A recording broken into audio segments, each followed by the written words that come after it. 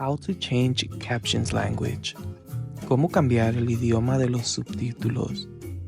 Click the settings icon. Haga clic en el icono de configuración. Click captions. Haga clic en subtítulos. Click on auto translate. Haga clic en traducir automáticamente. Choose language y elige idioma.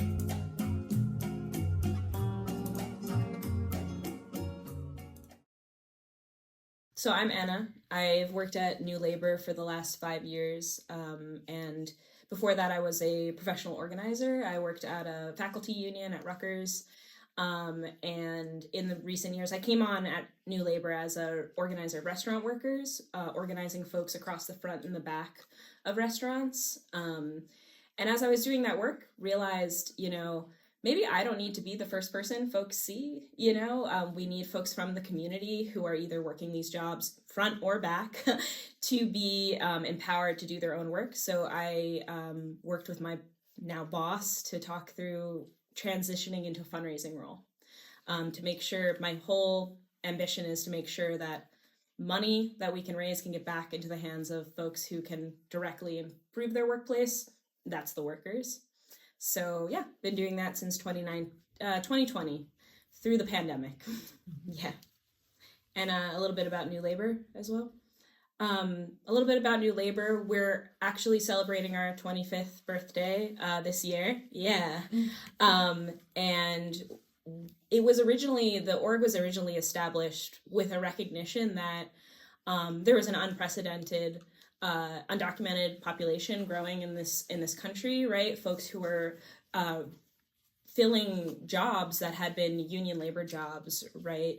And not because of any of the falsehoods that we hear by politicians around stealing jobs, but because bosses decided to undercut the work of the labor movement and the skills and the offerings of undocumented people by offering them jobs at an extremely low rate with the threat of deportation, right? Always hanging over their heads. And so Carmen Martino, who's a professor at Rutgers now, and Lou and Richie, our 3 co-founders, came together to basically say, how are we as 3 white dudes who only speak English going to understand this community and to create space for them to take the lead? And it started off simply by listening to folks. And when Lou spoke with some of the temp agency workers, so folks being placed in like warehouses across the state, what they wanted, they said, well, we want to learn how to speak English, right? Might have been influenced by the fact that they were talking to a white dude who only spoke English. But I think that that's like basically been for the 25 years, our whole ethos is it's not just a platitude. There's so much power in listening directly to affected people, whether they be people of color, workers, undocumented folks. People know the problems in their own lives and they know how to solve them. They're usually just denied the resources to do so. So from an English class to health and safety trainings to worker rights trainings, we basically developed over the last 25 years a model rooted in leadership development, rooted in retaking your voice, even like examining what is holding you back, both materially, like forces that you can't control, and within yourselves, just the trauma that you experience from having your voice denied, right? To offer these spaces and these trainings that allow people to form committees in their workplace, to run statewide campaigns for legislation that basically forms a contract for workers who have been cut out of the National Labor Relations Act, right? Domestic workers, based on the legacy of slavery, cut out of the National Labor Relations Act. We have won a domestic worker bill of rights that says, no, every employer owes us this level of, pay, contract, breaks, benefits, and that's not negotiable, right? They won that through leveraging their voice, right? And the fact that people rely on domestic workers, temp workers, warehouse workers. So yeah, I think that that's an overarching summary. I think the other piece would be that we're also a second home to migrant communities across the state. We're in Middlesex County, Essex, Ocean, Monmouth, and people come to us to celebrate. We're going to have like a celebration of La Rosca on February 3rd. People are going to come together. We're going to eat. We're going to be probably processing a lot of what's been happening the last 2 weeks with the Trump inauguration, but also laughing and getting to be in touch with your home country's culture, right? And I think the last thing I'll say, which folks don't always like know as much about New Labor, is that we also provide that space to folks in all walks of life and jobs and positions within our society, because the thing about undocumented labor is that it's actually connected to any job, right? Like the adjunct professor or the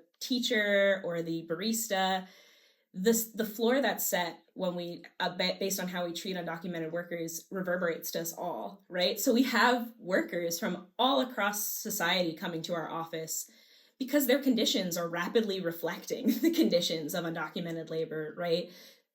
Being part-time, you can get fired any moment, your wages being driven down.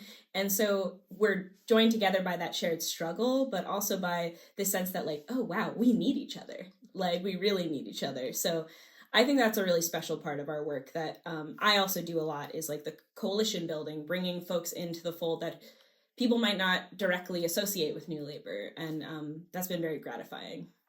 Yeah, I think the benefit of having like a listening model, as simple as it is, or like a popular education model, is that it's not just about giving somebody their voice, right, or helping them develop their voice. It's also learning directly from the community. When we train, we use what's called the small group activity method. It's like a 3-way learning process. Facilitator to trainee, trainee to facilitator, and trainee to trainee. So folks, when they are in our spaces, are learning certain facts, aspects of the law, but they're also just contextualizing their experiences of exploitation, of violations of the law, or of enforcing the law, like through those discussions. And what we get this tremendous benefit, is understanding what are the urgent issues in the community, right? And so, for example, all of the priority areas we organize in, right, are rooted in these conversations, where we didn't start organizing in temp agencies by accident. We did it because we learned how to be a reflection of the community. New Brunswick, where we started out, is one of the largest temp agency towns in the United States, right? It is the workers themselves coming to us and saying, look, the fact that I go to this temp agency job and I don't know who my boss is, I get hurt on the job and I have no idea who to call. All of that came to the top of our priority list because we created a space where people could just share. These are the conditions on the ground. These are the actors in our area who are exploiting us, I would say robbing us, And I think one of the ways, like, even more concretely that we do that work is through our consejo model, where we actually will bring workers who've gone through our trainings into a collective space, maybe organized by like town or industry, right? And folks just openly share like what is happening in their community, how it affects them, and what they want to do about it. We'll insert a little bit of like power analysis. The facilitators will kind of guide the conversation to help people see what levers or leverage that they have. But the people themselves are encouraged to come together and say, okay, what do we want to do? And that's what led us to a project in around like 2013 of doing public actions to hold business owners accountable across the city of New Brunswick, because wage theft was such a rampant issue in like service jobs all across the city. And so through that consejo space, we created a whole strategy for, okay, at what level of wage theft are we going to announce this to the public? When are we going to go knock on the boss's door or, go to their business and directly confront them? And all of that work, because it was coordinated in like a collective space and came from the people directly, was also able to be like tracked and manifested in a municipal ordinance in New Brunswick, where if folks like, it's like one of the only like instances or iterances of this that I know of in the country. If folks commit a certain amount of wage theft, their business license gets pulled with the city, right? So listening to people allowed us to manifest people power, and then allowed us to get real powerful laws on the books with teeth. That aren't always as like widely understood or palatable when they get kind of like diluted through broader statewide legislative campaigns. So I think that's our practice. Yeah. I can start by saying, like, I basically like grew up as an organizer at New Labor, even though I worked in a different sector for a while. I worked at the university. I learned organizing when I was at school at Rutgers University, going to the Consejo meetings at New Labor, where folks would talk about power. Folks would talk about what we would call targets, or the people who can give us what we want in a campaign, right, where we're confronting power. And I learned my whole model for analyzing power. Sorry, I keep saying power, but through the 2013 campaign that I was speaking about, the municipal wage theft campaign. That moved me so much because, I'm also growing up in a very like privileged home. I am not experiencing what undocumented folks are experiencing, what people of color are experiencing in the community where I'm going to school. And suddenly I see people not only analyzing their situation and naming the robbery, like how people get away with taking people's wages away because they're leveraging white supremacy, they're leveraging undocumented status. And I saw that problem so well illustrated, but then I also saw the people who were directly affected confronting their boss. That's something I've never seen. Like, I don't think people see it in their own, like, personal lives. People confronting the folks who humiliate them or treat them with such indignity. And, we all know when somebody is treating us this way that it's both so wrong, but there's so much on the line. There's so much you can risk. And for undocumented folks, there's such a triple threat risk, right? Your livelihood, your status in the country, right? And to see those folks confront their bosses made me brave. Like, I was, it was an inspiration for me, and it works. Like, that's also what it showed me, is like, beyond the veil of like fascist ideas and policy, the reality is that, like, the most exploited people in our country have a lot of power. Like, folks won those wages back because the boss relied on them, right? So I think that was probably the most formative campaign for me. And then I'll just say briefly, I've also had the privilege, when I was doing restaurant worker organizing, of seeing restaurant workers, mostly like white women, going to Rutgers, at a restaurant. They were experiencing sexual harassment in the workplace, right? And instead of quitting, which they had the privilege to do, but also instead of remaining silent, they worked collaboratively across language, and across perspective, even perspective on sexual harassment and what it is, to bring their workplace together, to hold their boss accountable and say, look, this person, we don't even want them to get fired, but we want them to get help. And that kind of like patience and compassion and willingness to also see other perspectives and to not, silo yourself off is something I'll never forget, and is very inspiring. I've done a lot of work since I actually transitioned from my job working with professors and grad workers to working with New Labor through a campaign called Bargaining for the Common Good. So the idea there is that you would put demands when professors are negotiating with the university, because at Rutgers they have a union and they are able to negotiate a contract every 4 years. We discussed the idea of opening what they would bargain over to not just themselves, to not just the even the university staff, right, in solidarity with folks who are in other unions across the university, but also with people in the wider community, right? So the idea of putting demands on the table around rent prices, right, around the treatment, treatment of folks by the Rutgers police and the New Brunswick police, right?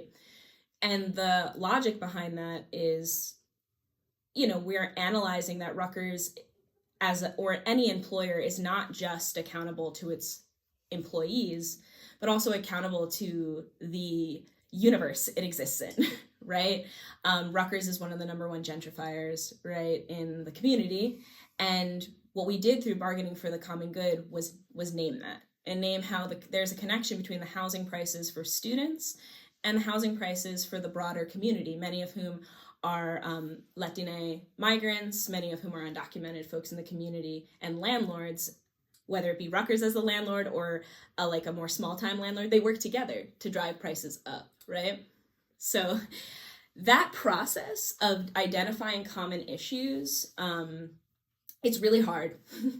It's really hard because also people have to sacrifice their view of themselves, especially folks who are of another class, especially white folks. Like, you're talking about not just like, it's a lot of folks can easily see like there's problems in this world and I need to show up, right? But very few folks make the decision to say, oh, this also I'm connected to. I will suffer under this, and I also have privilege not just to show up, but to make sacrifices, right? People need to say, like, I might be safe today with my, the salary that I have at Rutgers campus, but we had to challenge folks to say, don't just do this campaign because you're in solidarity with undocumented folks, but understand that the same person exploiting you at Rutgers is exploiting the broader community. Folks don't always feel comfortable with that, because it also forces them to see folks who they've been siloed away from as their equals, full people. People do not, like, folks who have also been raised to think differently, and that's not always, it's a condition of our society that we can reject, but it's there, and folks have a hard time refuting it and saying, no, I'm not going to continue to reap the benefits of my privilege in XYZ way. Instead, I'm going to sacrifice that to connect my issues to the broader community. So that is a long-winded way of saying a lot of the work that I've been able to do with the university communities. We are located in two university towns, right? Newark and New Brunswick. It's been really key for folks to change their perspectives on themselves in order to show up at the table, to change that you're not just doing this for people, you're doing it for yourself. And it's going to take some sacrifice, not only of your material goods, but also of your view of yourself, So that's hard for people. It doesn't always go well.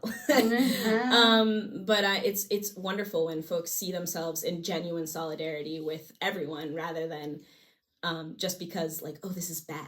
Like, we don't need that. We don't need people to just say, oh, this is bad, and I'll show up once in a while. We need people to say, this is urgent, this is my life, this is us all together. If we come together, we have people power to change the world, actually. And that I need my neighbor.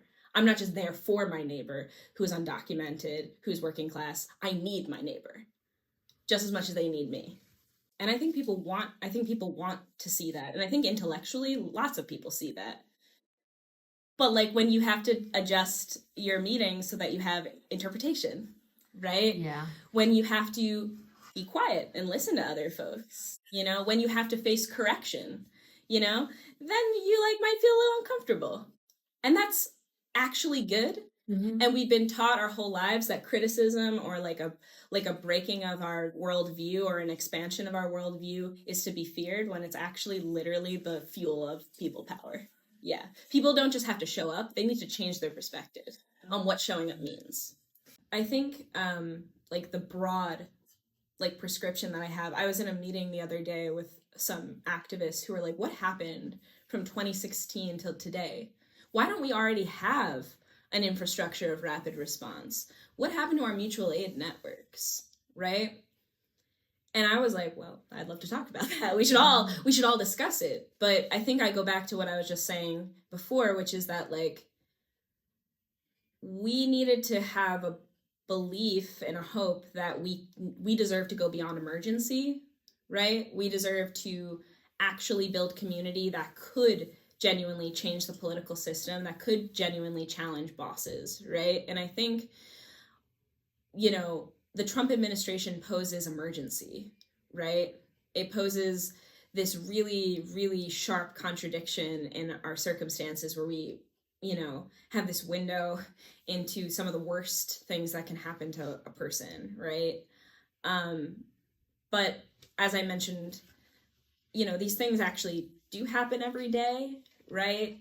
In terms of detention, in terms of police violence, in terms of just extreme violence in the workplace, sexual harassment, wage theft. I think overarchingly, we need to understand that we deserve more than to respond and come together in an emergency. We deserve to understand all the different little nuances and how those who seek to exploit us operate every day. Trump is giving them a great opportunity to accelerate their exploitation. But to me, because migrant workers in New Jersey have been some of the most strong coalitional forces, different organizations like ours, they've actually changed a lot of the landscape, whereas a lot of other groups I've seen since 2016 disband or lose their focus. Migrant workers have stayed the course and fought driver's licenses, fought for the temp worker bill of rights, domestic worker bill of rights, the minimum wage, right? There's a reason for that. It's because they are the most exploited in our society, yes, but also they have so much leverage and power in our society, right? And I think that we need to organize ourselves around that power rather than around that fear. The fact that the people who will lead us are migrant workers, and they have been. That's literally, you can thank a migrant worker from any of the organizations represented here for all the labor laws that have been passed in New Jersey, right? So I think when it comes to what we can do now and what this new iteration of the administration poses for us as a challenge in building coalition is, my hope is that as we build with allies, they listen to our members, they listen to what they've done and how they build power, because there is a playbook there already, like incredible work that's been done, right? I also think we need to have the analysis that, like, what I'll say is, on the ground, people are very afraid. They're very afraid. This, for our members who have put their necks out there for years to fight for better labor conditions, they could see their family members gone tomorrow. Like, that is the reality right now. And I don't mean in any way to undersell that. That is what our members are grappling with, and they're very afraid. What I think we also have to realize is the reason undocumented migrants are being targeted so much is because Trump is afraid of them. He is afraid of everything that they could do to organize Amazon, to organize the logistics industry, light manufacturing. That's like, if we saw this during the pandemic, if essential workers stop, the society stops, right? And he knows that. And that's why he's drumming up this fear so hard right now, because he wants to have a chilling effect on organizing that touches migrant labor. That's why we have to refuse to give into that. We have to protect ourselves, but we also have to keep organizing beyond emergency. Yeah, that's how our society functions. Our society functions to, have things go along as normal. And for some people, we live a very comfortable life, and right next door, somebody else has been toiling this whole time. That, to me, need not be a source of shame or a source of guilt. That shouldn't be why people show up now. Seeing things be so bad right now is an invitation to get active and get involved, right? This is the moment, right? Because with these things do come in waves. But with each wave, we're seeing more violence. We're seeing more outward fascism, right? And it is a struggle between what will be normal and what will be not. Once the wave dives down, there's still like a level of normalization of racist, sexist, xenophobic thought that could get cemented if we don't fight back now. So this moment, even if this has been occurring at all times, when it's so sharp and so painful, everyone needs to show where they stand, on what side of the line they stand. And to me, yeah, the only call to action beyond that, when I say that this has been happening, is twofold. Yes, it's been happening, and therefore take it up now. Like, if this is impacting you now, take it up now. And the second is, what a wonderful thing that you have had generations of migrant workers who've developed campaign strategies and work that you can learn. you're not alone. You can learn from our community, and you can get involved in a way that's not just right now, but for the long term, because there are strategies both for emergency and for the everyday exploitation people have. We will win more if we have you. We will win more if we have people power. We will win more if people of different classes, races, experiences are watching this, for sure. Like, now and every day. Because what is normal outside of this inauguration, outside of Trump, was not normal, right? And that shouldn't be a source of shame for people who are getting involved now. It's looking at that and looking at the struggle that's been there, which is so beautiful and strong, should be a source of both, momentum, and also like, oh, you have something to follow. You can get involved in something now. Like, you're not starting from scratch. You're joining a community that's been building for decades. Yeah, forever, since the inception of this country. Yeah. I think the number one thing, going back to what I spoke about earlier, the number one challenge for us is that the people, if we believe that the locus of power is in the workplace and that people can build committees and channel their voices, then those people need to have the time and space to learn how to build people power, build worker committees, right? And that takes resources. If a single mom is working in a factory job and she's out the door at 4 a.m., she comes home at 3 to take care of her kids till 8, and she can never take one less shift, how is she going to be able to come to an organizer's training or a consejo or a comité meeting, right?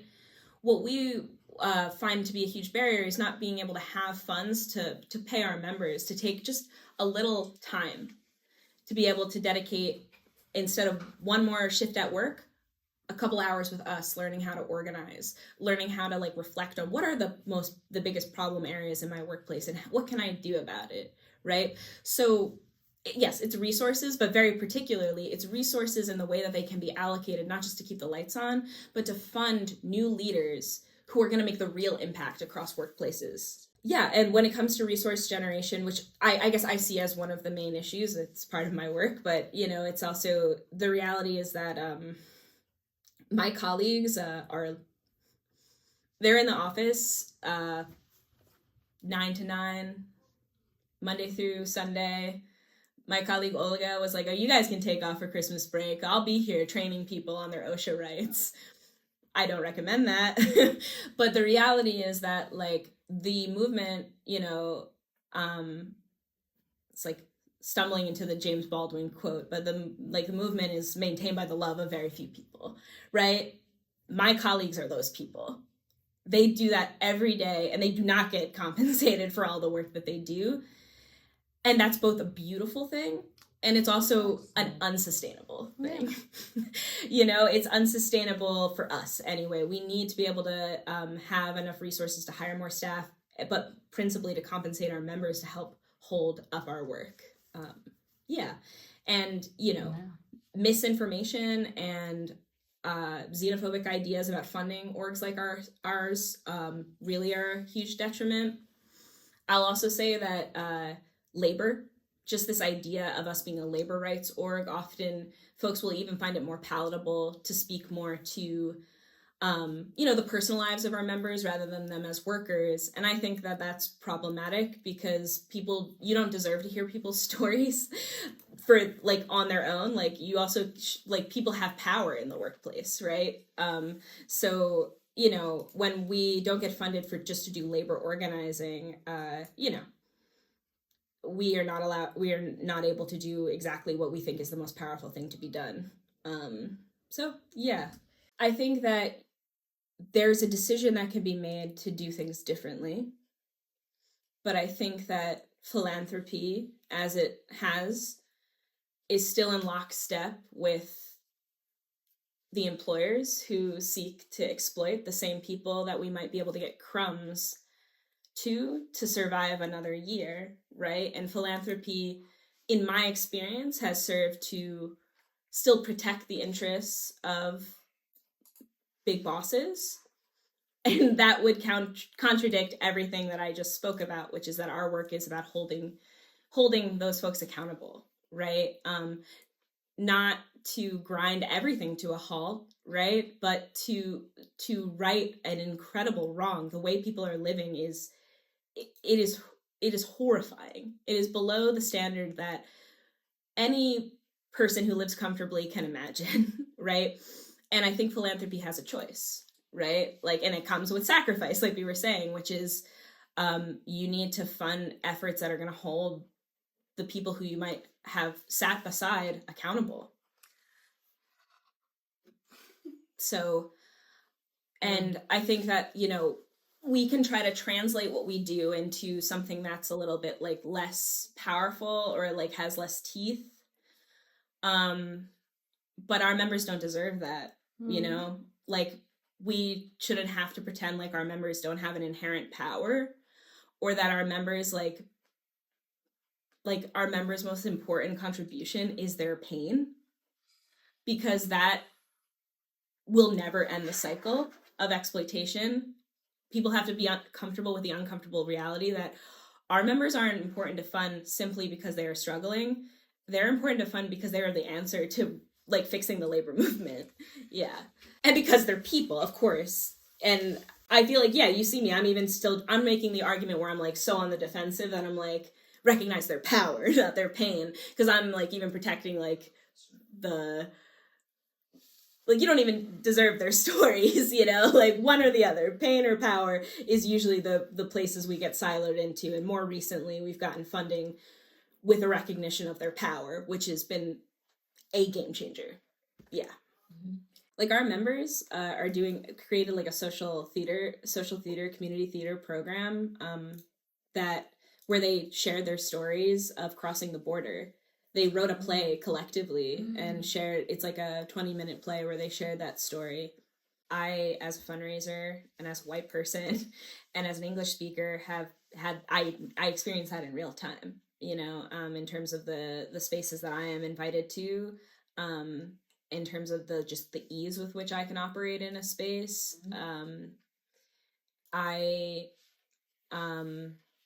I just like really hear that from my own experiences, is that things have changed for us in funding, you know, because I think it is a great thing that I've been funded to do that work. Like I'm one of the first people I think there's one other person that's been funded to proactively secure grants.